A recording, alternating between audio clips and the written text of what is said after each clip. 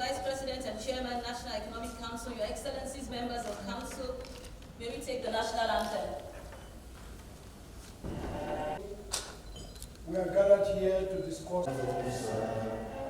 what we pray in the mighty name of Jesus. Governor of Prof.Mgbeke State should give us the honor. Your Excellency, may I respectfully invite you to commence the meeting proceedings, sir.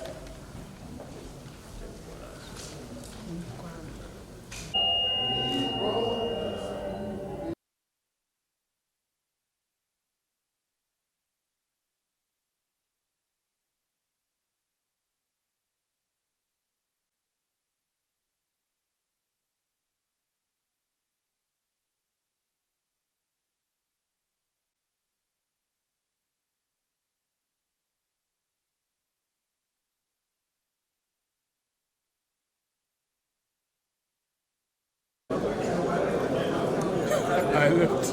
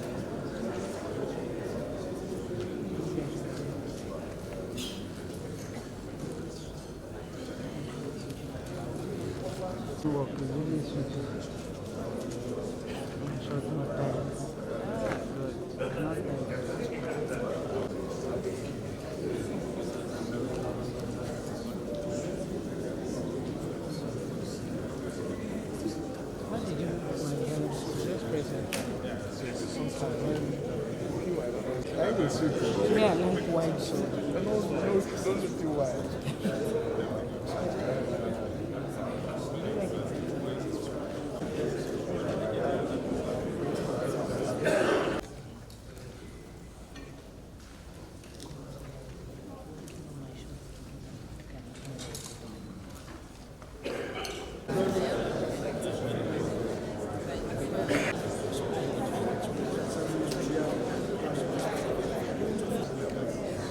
yeah, makes sense.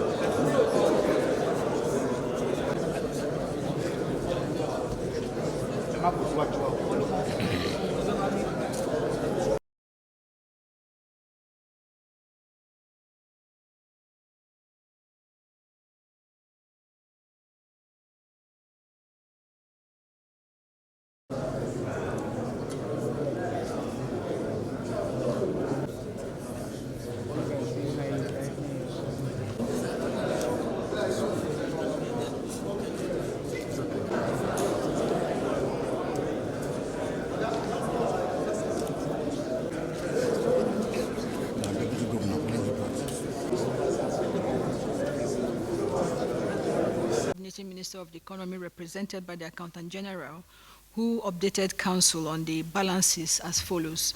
Balances as at 17th of June 2026. For excess crude account, we have a balance of $535,823,000.39. For stabilization account, we have $79,062,000,000 797,770 naira and 43 kobo. For natural resources account, we have 200 billion, 691 million, 524,110 naira, 89 kobo. That's the account balances as updated NEC by the Ministry of Finance. Thank you very much. Thank you. Of funds for the implementation of the Anticipatory Action Task Force by the Honorable Minister, Budget and Economic Planning. And the purpose of the request was to seek the consideration of the Council for the approval and disbursement of funds through the Federal Account Allocation Committee to facilitate the implementation of the approved Anticipatory Action Task Force interventions aimed at mitigating the impact of anticipated flooding and other climate-related agencies across the country. We know that flooding now is almost an occurring decimal, and federal government, we're very happy that they are putting some retroactive steps to make sure that the mitigation comes on in time to save the states. And of course, those states that are prone to it were mentioned. The prayer actually was the Council is requested to approve the disbursement of the sum of 166 billion, 422 million, 363,763 naira only through FAC to the designated implementing agencies and beneficiaries in order to facilitate the implementation of the approved Anticipatory Action Task Force interventions. Their resolutions were as follows. Council noted the importance of the AATF in addressing disasters and emergencies across the country. Council also underscored the fact that NEC must act promptly and must not be seen as always reacting to situations rather than being proactive when these disasters occur. Council approved the sum of 83,211,818,881 naira 50 kobo, being 50% of the proposed budget for the AATF, with a plan to review the framework at subsequent meetings as part of broad measures aimed at tackling flood and related disasters. Eliminate export bottlenecks and strengthen Nigerian agro-export value chain by Chairman, Coordinator, Nigerian Agro-Export Setup Committee on Agro-Export. Council was called to note that the Nigerian economic diversification imperative include 80% of export revenue from crude oil, $50 billion annual agro-export potential unlocked with International Ship and Port Facility Security, ISFS, and 6 major crops including sesame, ginger, soybean, and cashew. Their prayers. Prioritize and accelerate full ISPS code compliance as a critical national economic and security objective. Take full funding responsibility for ISPS infrastructure across seaport, inland, dry port, and export corridors.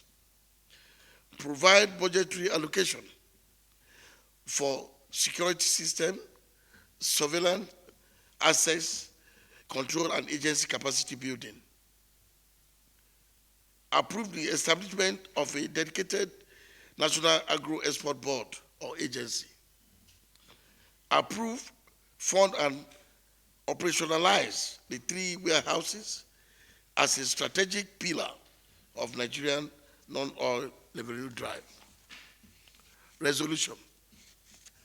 Council directed the Chairman, Nigerian Agro-Export, to set up to meet with Minister of Digital and Blue Economy, Export Promotion Council, and fine-tune the proposal for representation. I thank you. Gentlemen of the press, Let me quickly make a comment or two. First, on the issue of security ideas were raised. We want you to know that NEC is a structured meeting and that the agenda is prepared ahead of time. But that is not to say that conversations around security are not ongoing. They are going on a daily basis, and we don't need to wait for a structured meeting before we take them on. On the issue of slashing the proposal for flood relief as presented by His Excellency the Governor of Cross River, I want you to know that this is the first time as a nation that we are taking proactive steps. Most of the times we've waited till flood has done its damage before we act. But this time around, under the leadership of the Chairman of Council, Mr. Vice President, we are taking proactive steps to mitigate the possibilities of the flood, which are a perennial issue. Therefore, it's work in progress.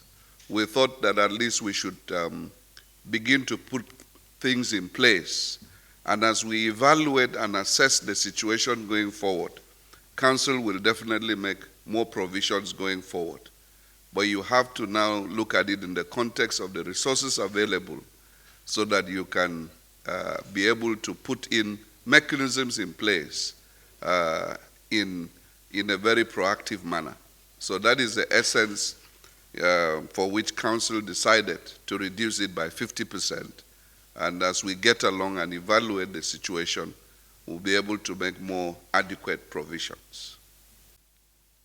The National Economic Council, under the chairmanship of His Excellency, the Vice President, Shettima GCON, sat and deliberated on many key economic issues, one of which is the presentation made by the Honorable Minister, Regional Development. The Honorable Minister of Regional Development made a presentation on the National Regional Development Policy. And at the end of his presentation, Council was called upon to note that Nigeria needs the National Regional Development Policy now because of, one, persistent spatial inequalities, two, fragmented regional interventions, three, the MTNDP 2026 to 2030 alignment, and for international best practice. Now, the justification for the development of NRDP is two. Number one, provide oversight in the formulation and implementation of policies and frameworks to guide regional development and ensure alignment with national goals. Number two, to coordinate the formulation and implementation of development master plans for the regional development commissions in collaboration with the states. And number three, to supervise the operations of regional development commissions. Again, the presidential priorities include reform the economy to deliver sustained inclusive growth, strengthen national security for peace and prosperity, boost agriculture to achieve food security, as well as unlock energy and natural resources for sustainable development, enhance infrastructure and transportation as enablers of growth, focus on education, health and social investments, as essential pillars of development, enhance infrastructure and transportation also, accelerate industrialization through digital economy, manufacturing, and innovative technology. The prayer, the way forward, and call to action include the endorsement of the NRDP 2026 to 2030 policy, approve the RDPF mechanism, mandate the state endorsement, and support regional development bank.